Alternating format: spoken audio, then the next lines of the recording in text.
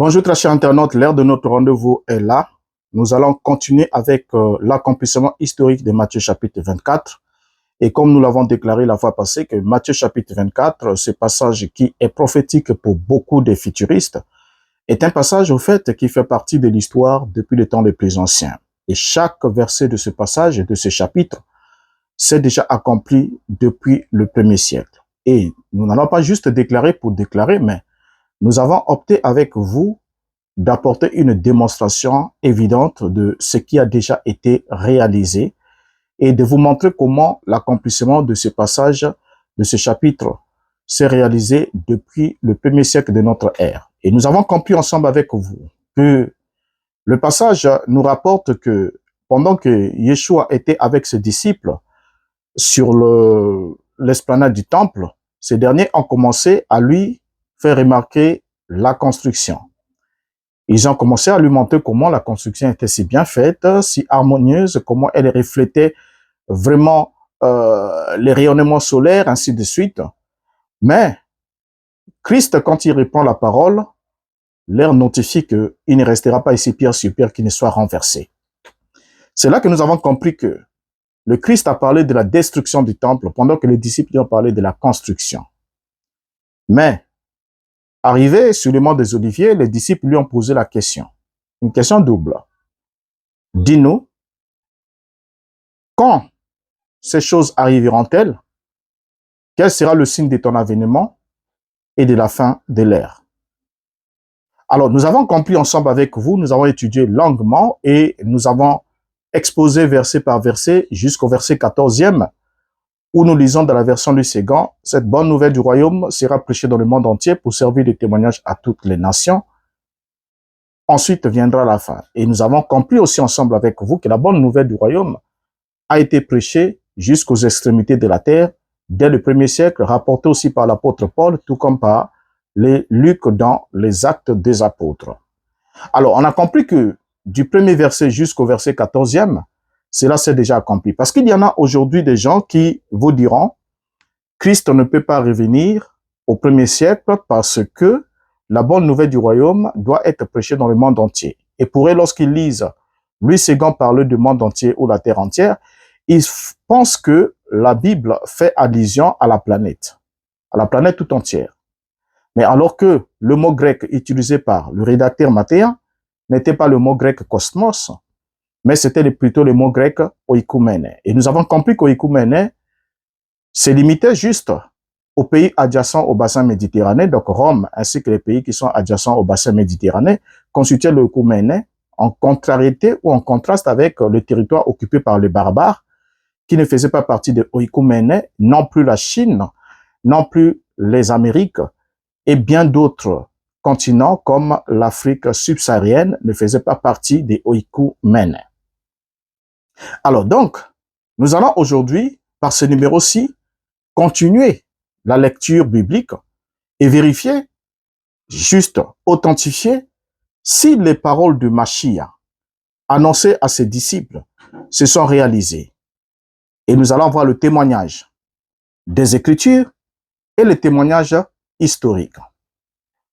Alors, nous allons prendre tout de suite le verset 15 jusqu'au verset 20, puisque nous sommes arrêtés la fois passée au verset 14. Nous prenons pour cette première tranche le verset 15 jusqu'au verset 20. Nous lisons la Bible qui nous dit ce qui suit, Matthieu 24, verset 15 à 20.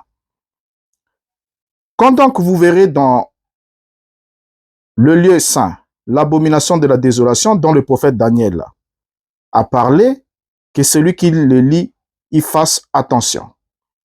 Alors que ceux qui seront dans la Judée s'enfuient aux montagnes, que celui qui sera au haut de la maison ne descende point pour emporter quoi que ce soit de sa maison, et que celui qui est au champ ne retourne point en arrière pour emporter ses habits. Malheur aux femmes qui seront enceintes et à celles qui allaiteront en ce jour-là. Priez pour que votre fuite n'arrive pas en hiver, ni en un jour de Shabbat. Alors, ces versets sont là devant nous. Lorsque nous regardons ces versets, nous voyons ici Yeshua, nous le savons très bien, dans se déroulé de Matthieu chapitre 24, Yeshua est en train de répondre à la question que les disciples lui ont posée. Et dans cette question qui avait un volet double, il y avait « Quand ces choses arriveront-elles » et « Quel sera le signe de ton avènement et de la fin de l'ère juive ?» À partir de ce moment-là, on comprend que tout ce que le Mashiach est en train de dire dans Matthieu chapitre 24, ce sont des éléments de réponse à la question double que les disciples l'ont posée. Et nous avons démontré avec les autres versets qu'il en était ainsi. Maintenant, remarquez ici, au verset 15, il est dit, « Quand donc vous verrez l'abomination de la désolation établie dans le lieu très saint. » Je reprends ici, je prends juste l'autre version, je prends Louis II. Je prends ce passage dans la version Louis II pour que la formulation ne nous pose pas trop de soucis. Matthieu chapitre 24. Matthieu 24.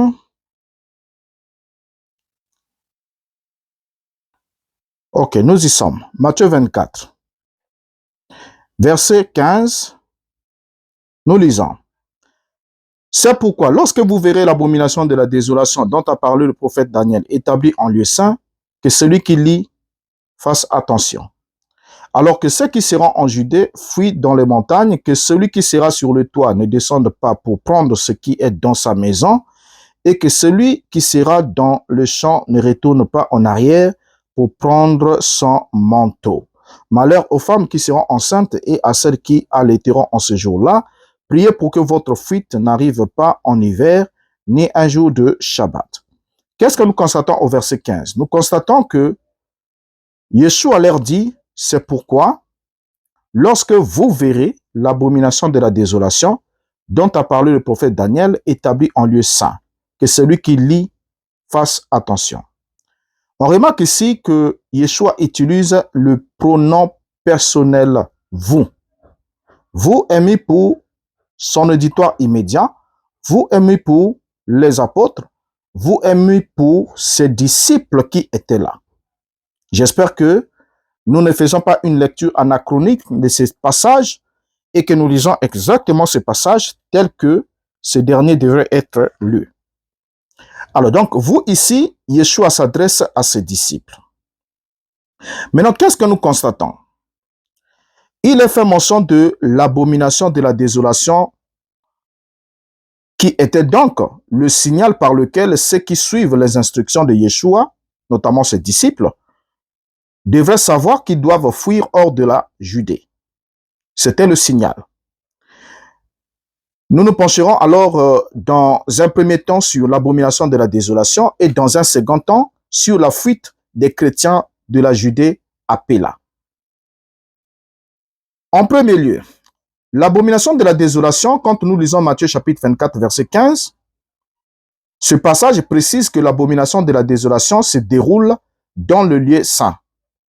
Donc déjà, là, c'est un indice très important. Cette abomination de la désolation va être établie en lieu saint. Or, le lieu saint désigne pas nécessairement le saint des saints, soit la troisième partie du tabernacle ou encore du temple, la dernière pièce intérieure du temple, mais il était courant pour les Juifs aussi de qualifier le lieu saint de lieu saint, le temple au complet, ainsi que Jérusalem et les environs. Alors, donc, l'audience de Yeshua ne pouvait imaginer aucune autre localité puisque c'est Jérusalem qui était citée dans l'arrière-plan de l'accomplissement de cette prophétie et que c'est Jérusalem qui était la cité sainte. Néhémie chapitre 11, le verset 1er nous dit « Les chefs du peuple s'établirent à Jérusalem, le reste du peuple tira au sort pour qu'un sur 10 vint habiter Jérusalem, la ville sainte. » et que les autres demeurassent dans les villes. Alors, et de surcroît, Yeshua ici répond à des questions se rapportant expressément au temple. Matthieu chapitre 24, le verset 1er à 3. La question qui lui a été posée. Donc, la question était relative au temple. Alors, par la suite, on voit que le passage parallèle en Luc précise ce qui suit. Quand nous lisons le passage parallèle dans l'évangile synoptique de Luc, nous lisons Luc chapitre 21, le verset 20, la Bible nous dit, « Et quand vous verrez Jérusalem environnée par des armées, sachez que sa désolation est proche. » Donc ici, Matthieu chapitre 24, le verset 15, parle de l'abomination de la désolation établie en lieu saint. Et Luc nous rapporte la même séquence en nous disant, « Et quand vous verrez Jérusalem environnée par des armées, sachez que sa désolation est proche ou approche. » Donc l'abomination de la désolation est donc chronologiquement proche de l'encerclement de Jérusalem par des forces militaires. Une trentaine d'années après que Yeshua ait prophétisé cela, Cestius Gallus, le gouverneur romain de Syrie, assiégea Jérusalem du 17 au 22 novembre 66, nous rapporte Flavius Joseph dans la guerre des Juifs. Alors, qu'est-ce que l'abomination de la désolation? Alors, l'abomination de la désolation comporte en fait deux étapes ou deux volets. Le tout premier volet, c'est que l'abomination de la désolation désigne les légions romaines et plus spécifiquement les aigles en or qui leur servaient d'emblème, mais qui étaient aussi surtout des objets cultuels païens. Tacite, l'historien Tacite, appelle les aigles les véritables divinités des légions. Et Tertullien, de son côté, dans Aux Nations 1, 2.12, confirme le caractère éminemment sacré et religieux des aigles. C'est l'apparition sous les murs de Jérusalem des légions accompagnées de leurs aigles, avec tout le paganisme que cela représente, qui constitue le premier volet de l'abomination de la désolation. Alors, on note aussi que l'aigle, lorsque vous lisez dans l'Ancien Testament, l'aigle était la tête de file de tous les oiseaux impurs, donc abominables, qui ne pouvaient pas alors occuper une place dans le temple ou aux environs du temple. Donc le fait déjà que les soldats romains avaient les têtes d'aigle, ils avaient les objets en forme d'aigle, les objets cultuels païens, qui étaient leur divinité des légions en tête d'aigle, c'était déjà un acte abominable. Et d'abord, dans la terminologie de l'Ancien Testament, une abomination était toute chose qui impliquait le culte de fausses divinités.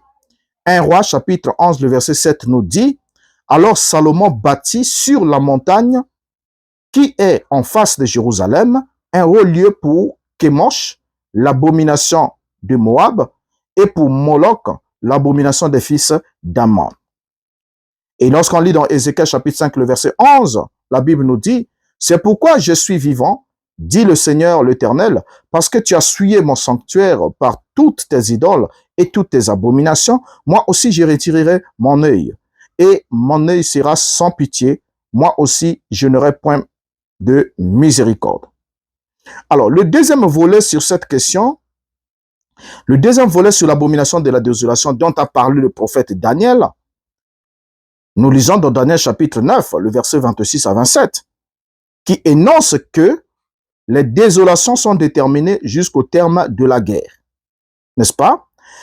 Et jusqu'à ce que la ruine qui est déterminée fonde sur le dévastateur. Daniel 9, verset 26 à 27. Alors, ce texte nous oblige à affirmer que, bien que l'abomination de la désolation débute avec l'encerclement de Jérusalem par des armées romaines et leurs idoles païennes, mais elle ne s'y limite pas. Et l'abomination de la désolation désigne aussi un événement ultérieur encore plus grave. À l'issue du second siège, les légionnaires romains plantèrent leurs aigles dans les décombres fumants du temple en l'an 70, leur offrirent des sacrifices et proclamèrent leur général Titus empereur, rapporté dans la guerre des Juifs, 6, 2.6, 2.1. Alors, ceci était l'abomination suprême. Et l'abomination de la désolation ne peut être accomplie qu'au 1er siècle. Alors, lorsque aujourd'hui, les gens attendent de voir l'accomplissement de l'abomination de la désolation dans nos jours, alors que cela était lié au temple de Jérusalem, et ce n'était pas lié à un temple qui doit être reconstruit, mais c'était lié au temple qui faisait l'objet de la conversation entre Yeshua et les disciples.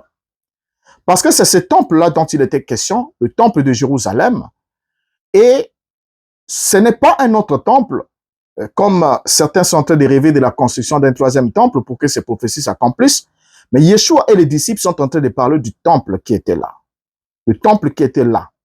Celui auquel les disciples ont fait remarquer la construction et Yeshua a évoqué sa destruction.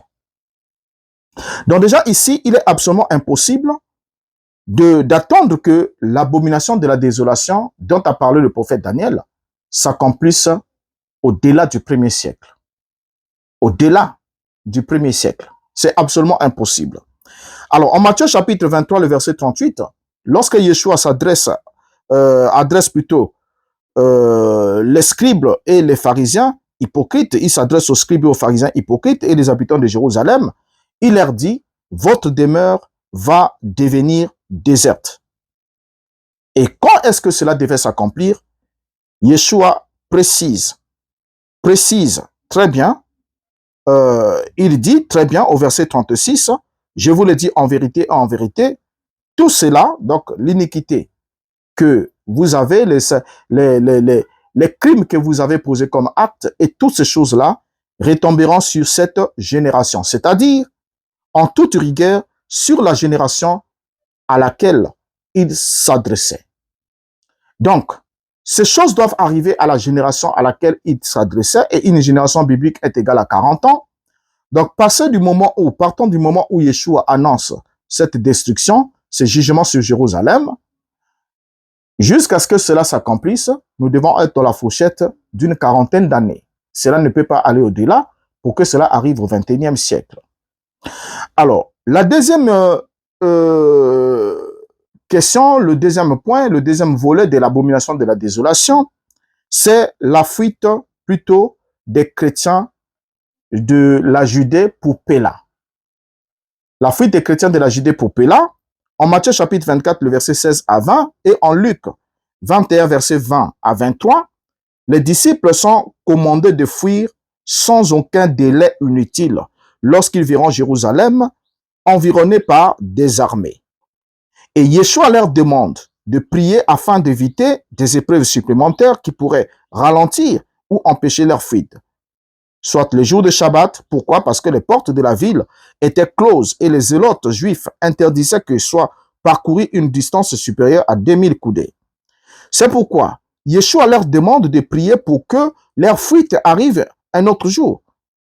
Et Dieu donnait ainsi aux disciples du Mashiach le signal attendu pour quitter la ville.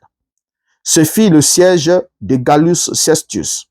Cestius s'apprêtait à percer la muraille de Jérusalem lorsque, pour un motif inconnu et incompréhensible sur le plan de la tactique militaire, il se retira subitement et retraita en Syrie. Comment expliquer cette incompétence militaire? La raison est providentielle. Pourquoi? Parce que pendant le siège, les zélotes juifs interdisaient à quiconque de quitter la cité. Mais lorsque Cestius recula, les zélotes sortirent de Jérusalem à la poursuite de ses troupes, ce qui donna l'opportunité aux disciples du Mashiach, qui avaient l'œil fixé sur la prophétie, de quitter et de se réfugier à Péla. Péla était une ville neutre située sur un promontoire montagneux de la Décapole, et aujourd'hui, on peut retrouver cela en Jordanie, entre la mer de Galilée et la mer Morte. Alors, lorsque Éusèbe va s'exprimer là-dessus, l'historien Éusèbe, s'appuyant sur des ressources chrétiennes antérieures, nous rapporte ceci dans son histoire ecclésiastique 3, 2.5, 3, 2.5, 2.3. Il nous rapporte ceci dans Histoire ecclésiastique. Les membres de l'église de Jérusalem, par le moyen d'une parole obtenue par révélation à des gens reconnus là-bas, firent instruits de quitter la ville avant le début de la guerre, du second siège, et allèrent s'établir dans une ville de Pérée, appelée Péla. Et quand ceux qui croyaient en Christ étaient venus de Jérusalem, le jugement de Dieu vint finalement se déverser sur les Juifs pour leurs crimes abominables contre Christ et ses apôtres. Éliminant complètement cette génération perverse, de parmi les hommes. Alors, vous voyez ici déjà que l'historien nous rapporte que cette prophétie du jugement de Christ ou de Dieu sur Jérusalem pour éliminer complètement cette génération perverse s'est accompli en l'an 70. Mais avant cela, les disciples ont été divinement avertis pour quitter la ville de Jérusalem qui était déjà condamnée à être détruite.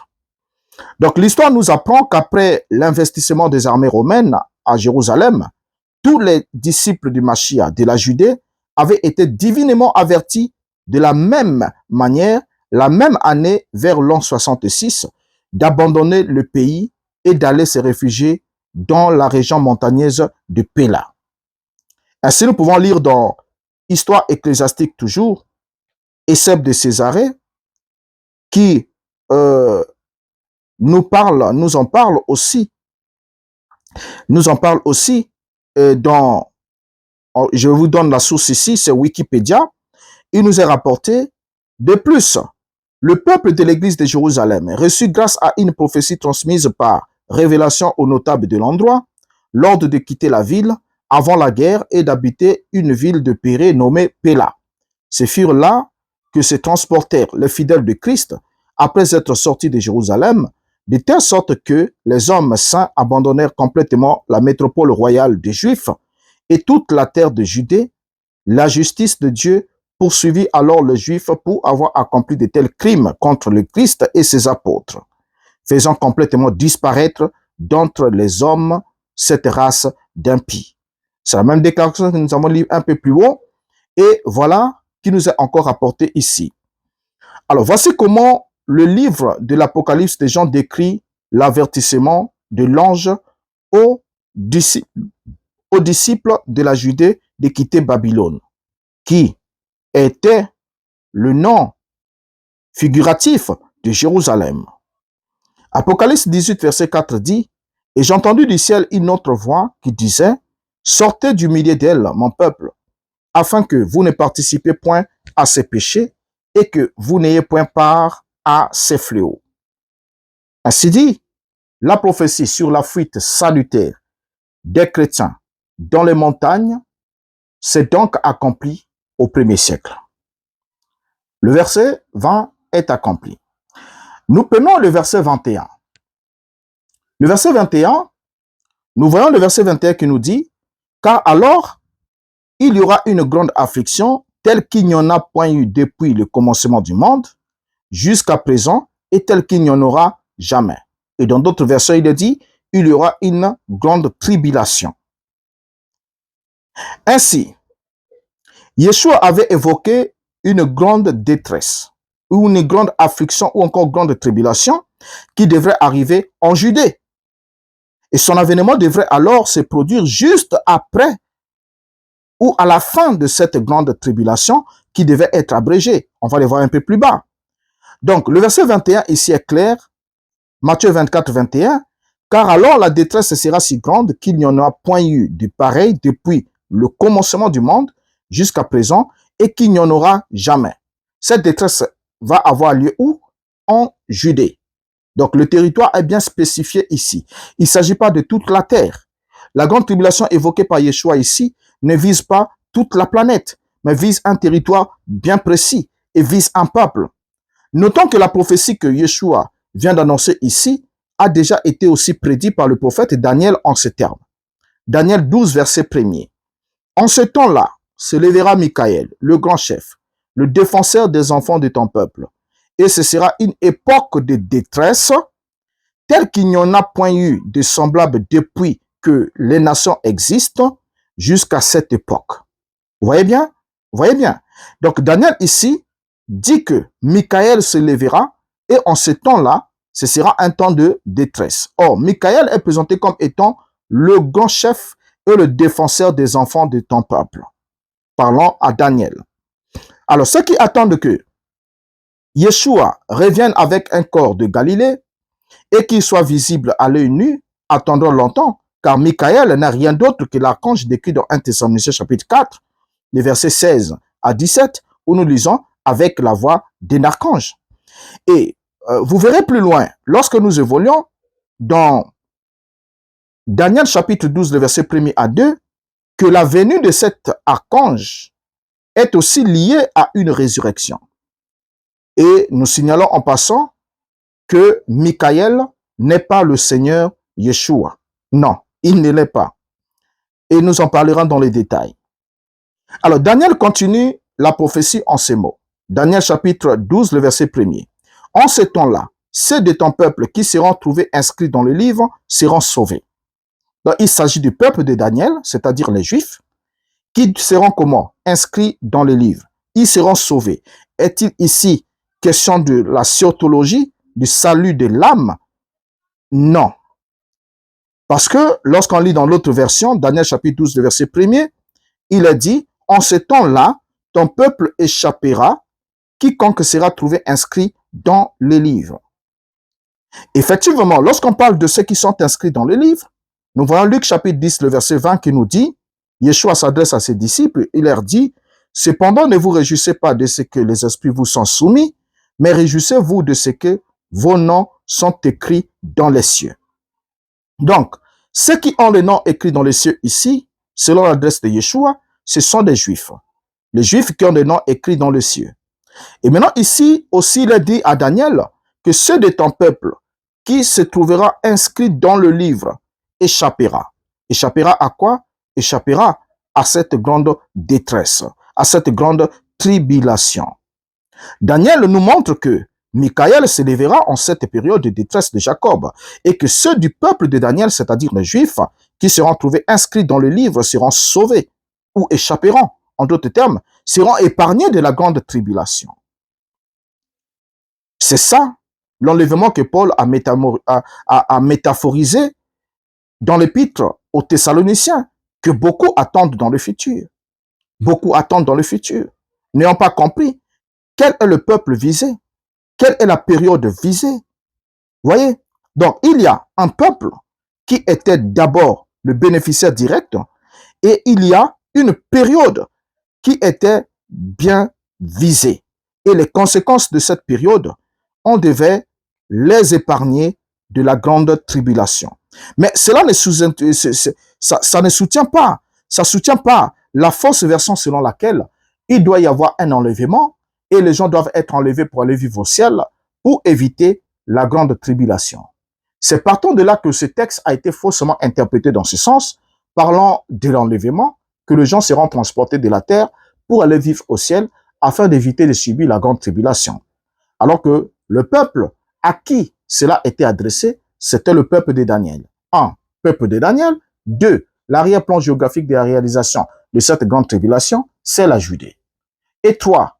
Être sauvé ou s'échapper de la grande tribulation ne consistait pas à décoller de la terre pour aller vivre au ciel, mais consistait à fuir loin de Jérusalem, loin des montagnes de la Judée, au-delà, et aller se réfugier à Péla. C'était toujours sur la terre. Ce n'était pas un enlèvement pour aller vivre dans un ciel utopique. Alors, remarquez, lorsque nous évoluons, on peut prendre le prophète Ésaïe aussi, qui avait prédit le même événement en ces mots.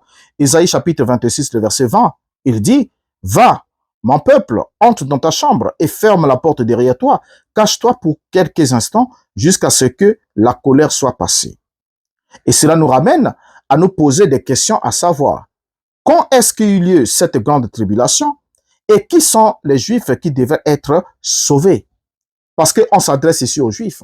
Et les Juifs qui devaient être sauvés, c'est effectivement les Juifs qui ont cru au Mashiach. Alors que la grande tribulation vient pour châtier ceux qui n'ont pas cru au Mashiach. Voyez? Donc les Juifs qui devaient être sauvés, ceux du peuple de Daniel qui devaient être sauvés et qui avaient le nom inscrit dans le livre, c'est les disciples qui ont cru au Mashiach. Voilà pourquoi la Bible dit, elle est venue chez les siens ne l'ont point reçue. Jean chapitre 1er. Mais à tous ceux qui l'ont reçu et ceux qui croient en son nom, elle leur a donné le pouvoir de devenir enfants de Dieu. Et ça, c'est très important.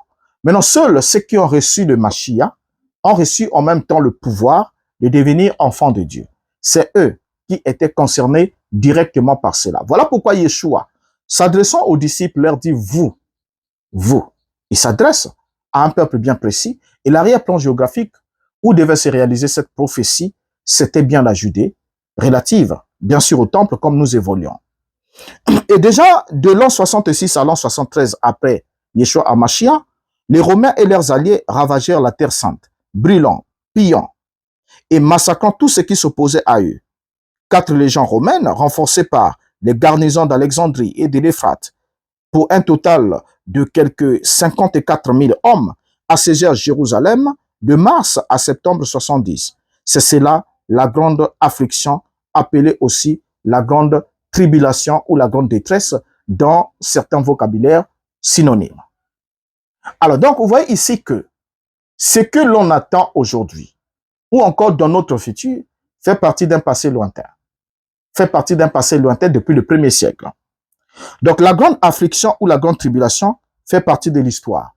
Et nous devons notifier que le bilan humain de la première guerre judéo-romaine est estimé à 1 357 000 juifs morts et jusqu'à 102 000 juifs réduits en esclaves.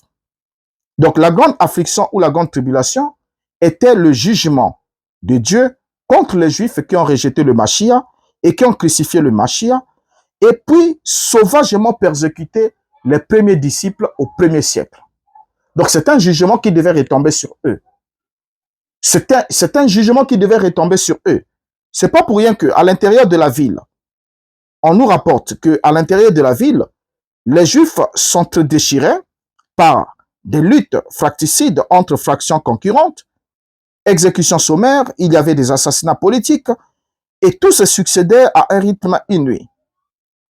Alors, s'attendant à une délivrance messianique imminente, des zélotes mirent le feu aux réserves de nourriture, et ce qui provoqua en quelque sorte une terrible famine pour les habitants de Jérusalem pendant le siège. Et les habitants en détresse s'abaissèrent au cannibalisme. Les morts étaient tellement nombreux qu'ils ne pouvaient être tous enterrés et ils s'en dégageaient donc une odeur de putréfaction suffocante. Les cadavres étaient balancés par-dessus les murailles. Les ustensiles du temple furent fondus. Les prêtres et les grands prêtres furent tués. Et un homme ignorant de la pratique même sacerdotale fut choisi pour être le grand prêtre dans cette période-là. Vous voyez, le dérèglement était tel que l'ivrognerie était présent même dans le temple. Ceux qui essayaient de fuir la ville étaient attrapés par les Romains et crucifiés devant le mur de la ville. Certains mercenaires fouillaient leurs entrailles et à la recherche même des bijoux ou d'or qu'ils auraient essayé peut-être de dissimuler en avalant. Les Romains rapportèrent à Jérusalem, plutôt à Rome, les ustensiles qui n'avaient pas été fondus, dont la menorah qu'on peut le voir ici dans cette image, le chandelier à 7 branches qui éclairait l'intérieur du temple, ainsi que le voile de pourpre qui séparait le sanctuaire du Saint des Saints. Cet événement est représenté dans l'arc de triomphe de Titus, qui se tient encore aujourd'hui debout à Rome. Et cet arc porte l'inscription suivante: le Sénat et le peuple romain ont élevé ce monument au divin Titus. Donc des gravures détaillent le butin du temple rapporté par les Romains. On peut y apercevoir la menorah, les trompettes sacrées et les tables des pains de proposition. Alors qu'il se dirigeait vers le mont du Calvaire, Yeshua avait dit aux femmes qui pleuraient sur lui: filles de Jérusalem, ne pleurez point sur moi, mais pleurez sur vous-même et sur vos enfants. Luc chapitre 23, verset 28. Et c'est à cause de la grande affliction de l'an 66 à 74 que les filles de Jérusalem devraient pleurer. La première guerre judéo-romaine fut-elle suffisamment grave pour que l'on puisse affirmer que ce fut une affliction telle qu'il n'y en a point eu depuis le commencement du monde et telle qu'il n'y en aura jamais, comme le dit Matthieu chapitre 24, verset 21? C'est une bonne question. À la première vue, non. Cette affliction est moins pire que la peste bubonique, par exemple, qui a frappé le monde au XIVe siècle et qui a fait périr 40% des Européens, ou de la Seconde Guerre mondiale qui a fait environ 60 millions de victimes. Mais même ces deux catastrophes, ou encore une future grande tribulation imaginaire, comme certains futuristes le projettent, dans une optique prémillénariste, ce serait ne saurait se comparer au déluge de Noé où l'humanité entière avait péri et que 8 individus seulement ont pu survivre. Mais ici, lorsqu'il est dit que cela s'est accompli tel qu'il n'y en a jamais eu depuis le commencement du temps, du monde, et qu'il n'y en aura plus jamais, c'est juste parce que c'était lié à un peuple qui était descendant biologique d'Abraham, d'Isaac et de Jacob, et à un peuple qui était les constituants ou encore les descendants biologiques d'Isaac, d'Abraham, d'Isaac et de Jacob, et les descendants de ceux qui ont contracté la première alliance avec Elohim. Et en plus de cela, sur le territoire bien précis, celui de la Judée. Cela sous-entend que ce qui s'est passé là-bas ne peut plus jamais se reproduire sur le même peuple, sur le même territoire. Depuis que le monde est monde, ça s'est fait en ce moment-là, et aussi longtemps que le monde sera monde, ça ne se répétera plus. Parce qu'aujourd'hui, même si on repart en Israël, on pose des actes criminels là-bas, vous allez vous rendre compte que ça ne va jamais réaliser cela. Pourquoi? Parce que dans la prophétie de Yeshua, le peuple juif,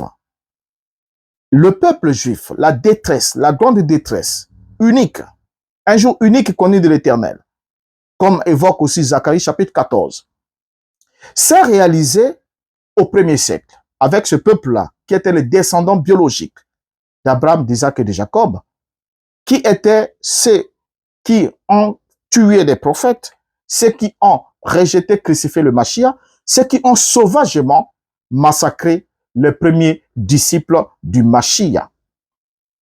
Alors, donc, vous comprenez que ce passage-là, on ne peut pas chercher l'accomplissement de ce passage au-delà du 1er siècle et au-delà du territoire qui a été fixé par ce même texte.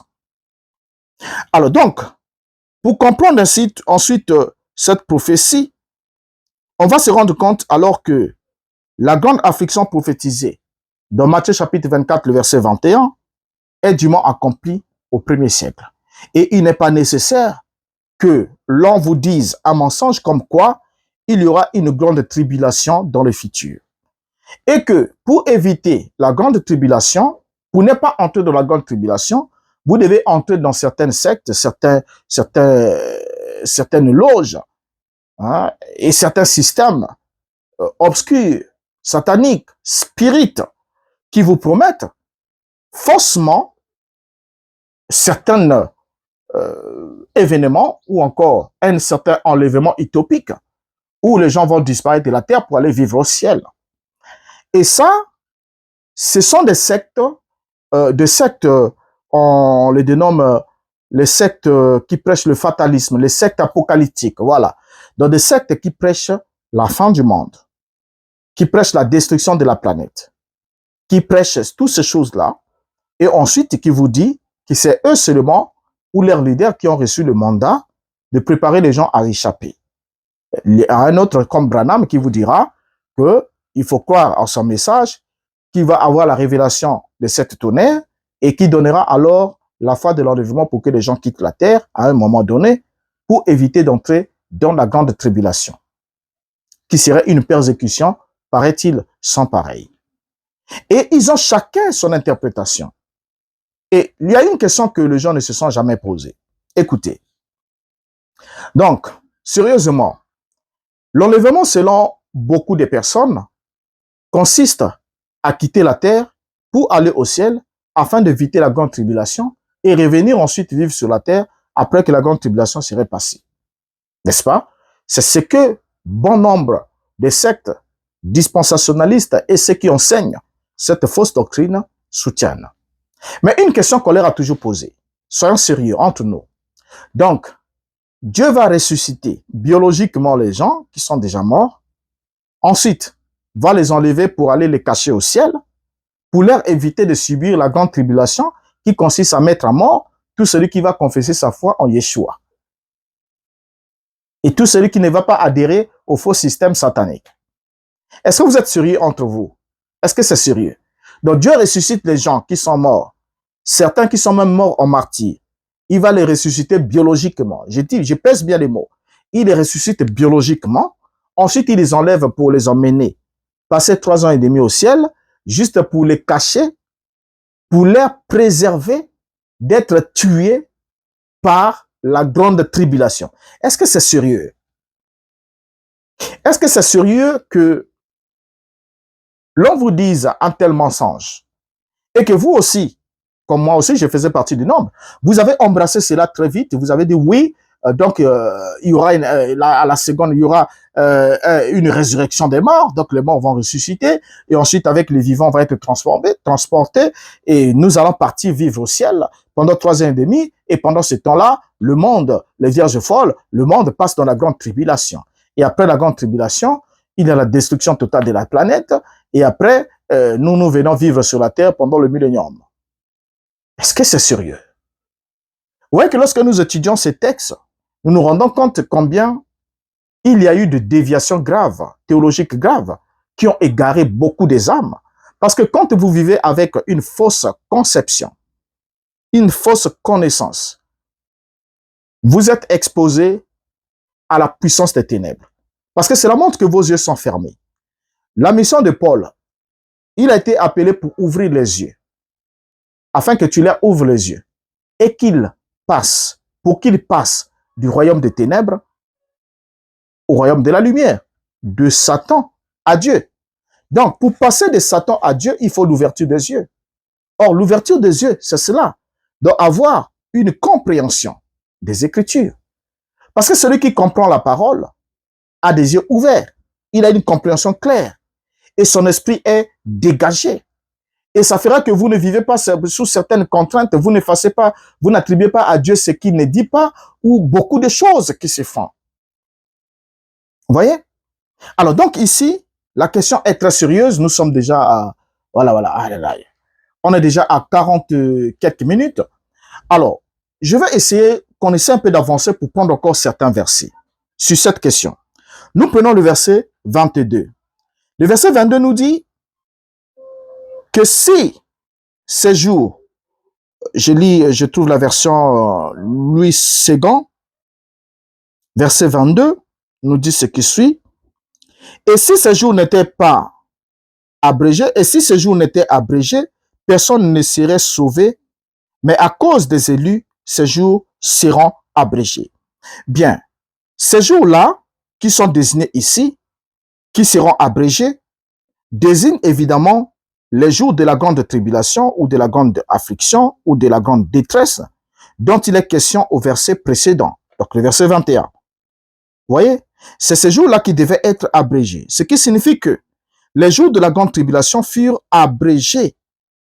Parce que si ces jours n'étaient pas abrégés, aucune chair, bien effectivement faisant allusion à la vie en Judée, puisque c'est la Judée qui est le contexte géographique selon Matthieu chapitre 24, le verset 16. Dieu a décidé que les jours de la grande tribulation seraient abrégés.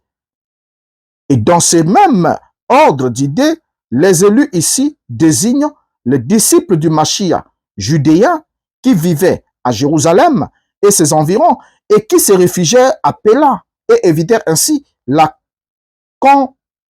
condamnation imminente et évitèrent ainsi la destruction. Vous voyez? Donc, le passage parallèle dans Luc chapitre 21, le verset 23, nous dit « Malheur aux femmes qui seront enceintes et à celles qui allaiteront en ce jour-là, car il y aura une grande détresse dans le pays et de la colère contre ce peuple. » Remarquez bien, il y aura quoi? Une grande tribulation dans le pays et une grande colère contre ce peuple. C'est quel peuple? Le peuple juif. Donc la grande détresse concerne un peuple qui a rejeté l'espérance messianique et qui a crucifié le Messie et qui a ensuite massacré les disciples du Mashiach.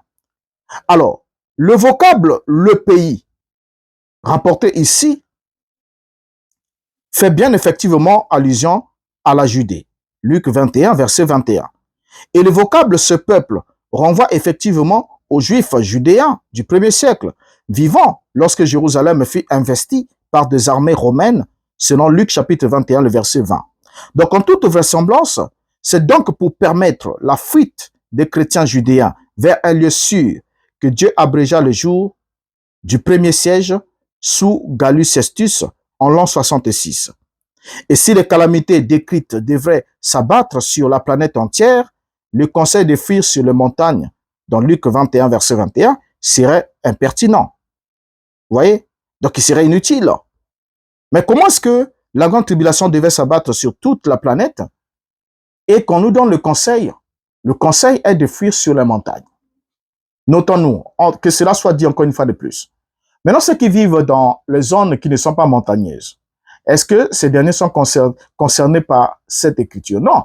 Mais au fait, tous les éléments dans cette écriture vous présentent même l'arrière-plan de la réalisation de cette prophétie.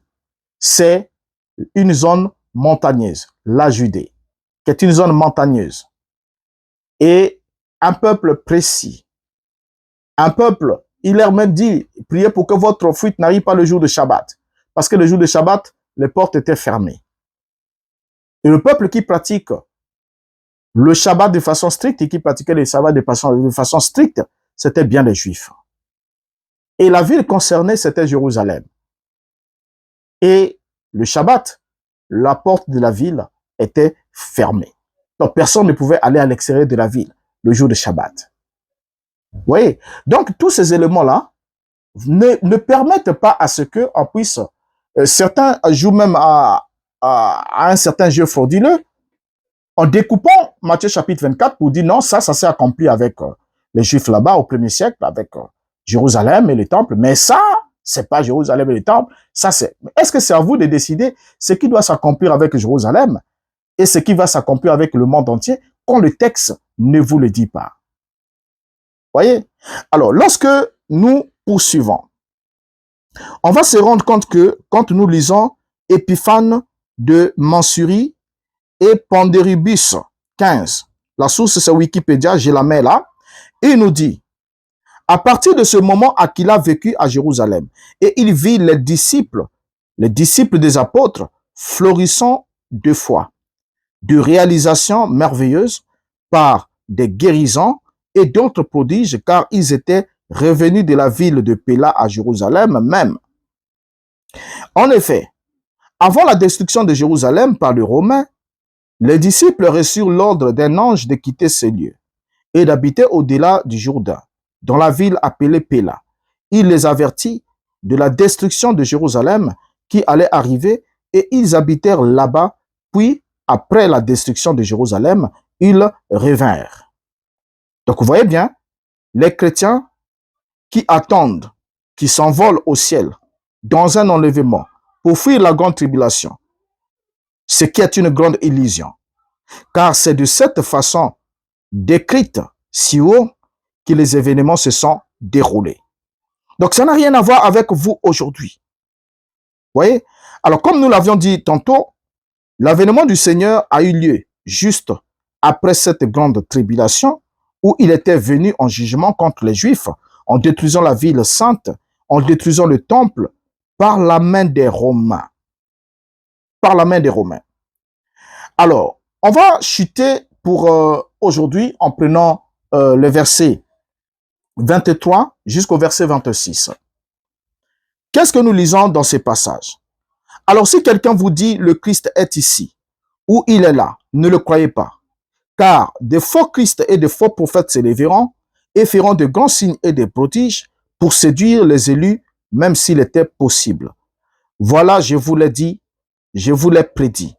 Si donc on vous dit, le voici dans le désert, n'y allez point, le voici dans le lieu retiré, ne le croyez point. Alors, vous voyez déjà ici, Yeshua, déjà au verset 5 et le verset 11 de ce même chapitre, avait averti les disciples quant au faux Christ et aux faux prophètes qui se succéderont dans les décennies séparant son ministère terrestre de la grande affliction, soit la première guerre judéo-romaine. Alors, ce nouvel avertissement vaut pour d'autres faux Christ qui serviront pendant la période de la grande affliction. L'historien Flavius Joseph relate lui-même aussi, en effet, qu'il y a eu une quantité de personnages juifs qui ont prétendu être le Messie ou encore qui ont prétendu qu'ils savaient où se trouvait le Messie pendant la grande affliction et qu'ils entraînèrent nombre de leurs coreligionnaires juifs dans le désert et divers lieux reculés, rapportés dans la guerre des Juifs, 6, 2.5, 2.2. Or, l'apôtre Paul lui-même s'est fait méprendre pour être l'un de ces hommes. On peut lire dans Actes chapitre 21, le verset 38, quand le tribun lui pose la question à Jérusalem. Tu n'es donc pas cet Égyptien qui s'est révolté dernièrement et qui a emmené dans le désert 4000 brigands. Voyez bien? Donc, ici aussi, cette prophétie s'est déjà accomplie. Parce qu'il leur annonce, si l'on vous dit qu'il est dans le désert, n'y allez pas. Si l'on vous dit qu'il est dans un lieu reculé ou dans une chambre, ne croyez pas. Mais effectivement, ces faux prophètes ont entraîné les gens derrière eux pour leur montrer un Christ qui était dans le désert. Et c'est comme aussi aujourd'hui, les disciples de Branham aussi sont pris dans ces pièges-là, bien que nous sommes au-delà du 1er siècle. Mais aujourd'hui, au moins, on a trouvé encore William Branham en qualité de faux prophète qui a orienté les gens vers une image qui a été photographiée au-dessus du désert d'Arizona, de Flagstaff, en Arizona. Et là-bas, ils ont dit qu'ils ont vu Jésus dans un nuage au-dessus du désert. Alors que le Christ dit, si l'on vous dit qu'il est dans un désert, n'y allez pas. Donc, on ne peut pas se rendre dans un lieu désertique pour espérer aller voir le Mashiach. Et ça, c'était l'œuvre des faux prophètes, ce qui s'est réalisé au 1er siècle, à tel point que l'apôtre Paul, était même confondu à l'un de ces faux prophètes égyptiens qui avait entraîné beaucoup de ses disciples dans le désert. Et pourquoi est-ce qu'il le faisait? Soit il se présentait comme étant le Christ lui-même, soit il disait qu'il connaissait où se trouve le Christ. Vous voyez? Alors donc, lorsqu'on prend le verset 27, la Bible nous dit, « Car comme l'éclair sort de l'Orient et se fait voir jusqu'en Occident, il en sera aussi de même de l'avènement du Fils de l'homme. » Je relis dans la version Ségan ici, il est dit, « Car comme l'éclair part de l'Orient et se monte jusqu'en Occident, ainsi sera l'avènement du Fils de l'homme. » Et ce passage ici, on voit bien ici que après avoir averti les disciples au sujet des faux prophètes et des faux Christ qui amèneront les gens dans les déserts ou dans les lieux retirés pour leur faire voir le Christ, Jésus montre ici que son avènement ne se fera pas en secret, mais ce sera vu de tous, comme l'éclair qui se fait voir de l'Orient à l'Occident. Ceci fait alors tomber à l'eau la théorie de la venue secrète de Christ pour enlever son Église. Et en plus de ça, lorsqu'il a dit, il compare l'avènement, Yeshua compare son avènement à l'éclair, il y a deux choses. Un, l'éclair est d'une vitesse fulgurante, c'est la vitesse de la lumière. Et de deux, l'éclair peut être visible de l'Orient à l'Occident. Donc, d'un coin à un autre, on peut voir un éclair qui est un signe céleste. Voyez? Un signe céleste. Donc, ici, là, Yeshua est en train de montrer aux disciples que il ne sera pas nécessaire qu'on puisse être orienté vers un lieu géographique sur la terre pour aller voir dans le désert ou dans une chambre pour aller prétendument rencontrer le Fils de l'homme, car son avènement se fera comme l'éclair. Or, son avènement a été bel et bien public. Lorsqu'il est venu juger Israël en détruisant Jérusalem et le temple en l'an 70. Voyez? Or, certains veulent voir en quelque sorte un homme, l'homme de Galilée, qui a marché, sillonner le ciel comme Superman, d'un coin à un autre, pour dire, voilà, c'est comme ça qu'il va venir, comme l'éclair. Parce que l'éclair part de l'Orient et se monte jusqu'en Occident. Donc, ça veut dire qu'il doit partir de l'Orient, il se monte jusqu'en Occident. Et non, c'est une métaphore. C'est une métaphore pour montrer d'abord, un, la rapidité, et deux, que ce sera un signe céleste, et de trois, ce sera visible, ça veut dire les effets. Parce que lorsqu'on parle de l'éclair, ce sont les effets visibles d'une décharge, ou encore de différence de potentiel, ce qu'on nous a dit en physique. Voyez? Et quand il y a le tonnerre, il y a l'éclair. Voyez? Alors donc, ce sont des signes visibles. Et Yeshua montre par là que sa venue va être réalisée et compris par le signe visible qu'il manifestera. Et quel est le signe visible qui devrait manifester? C'était de détruire le temple. Donc, la destruction du temple était le signe visible de la venue du Fils de l'homme, comme l'éclair qui part en Orient et se montre jusqu'en Occident. Vous voyez? Donc, remarquez aussi une autre qualité de l'éclair, c'est que l'éclair apparaît et l'éclair disparaît. Voilà. Donc, l'éclair n'apparaît pas pour demeurer, mais l'éclair apparaît et l'éclair disparaît. Et l'éclair est rapide. Et l'éclair sillonne le ciel. C'est un signe. Vous voyez? C'est un signe. Et on pourra peut-être revenir avec d'autres éléments pour voir comment scientifiquement l'éclair, la formation de l'éclair s'est faite. Et ça nous permettra aussi d'avoir une allusion de comprendre exactement ce que le Mashiach voulait dire dans ce passage. Mais ce que nous retenons ici dans ce texte, c'est que l'avènement du Fils de l'homme ne doit pas être orienté vers un lieu désertique ou vers une chambre, mais ce sera un événement qui sera perceptible à tous ceux qui seront dans l'environnement de la réalisation de cet événement, notamment la Judée. La Judée. Et le signe terrestre, visible, témoignant de la réalité céleste de son avènement, c'est la destruction du temple. Quand cela arrivera-t-il? La destruction du temple. Quel sera le signe de ton avènement et de la fin de l'ère juive? Or, la fin de l'ère juive, c'est la destruction du temple, la fin du sacerdoce lévitique. La fin. Et cette fin n'est arrivée que lorsque le temple a été détruit. C'est là qu'on n'a plus de Cohen, on n'a plus la classe sacerdotale, on n'a plus eu tout cela, même quand les gens ont voulu rapiécer certaines choses avec synagogue et tout, mais il n'y a plus de temple, il n'y a plus rien, parce que la prophétie s'est accomplie. Vous voyez? Alors donc, lorsqu'on arrive là, je crois qu'il est important de notifier ces éléments et de comprendre que point n'est besoin d'attendre dans notre futur ou dans notre temps la réalisation de ces versets qui font partie de l'histoire. Alors, nous allons revenir au prochain numéro. Pour la suite, nous prendrons le verset 28 qui nous dit « En quelques lieux, que soient les cadavres, là s'assembleront les aigles. » Et à partir de là, nous allons continuer jusqu'au verset 30, le verset 31, le verset que vous attendez tant. Et nous allons voir, vous allez le voir aussi avec moi, que tout cela s'est accompli au 1er siècle.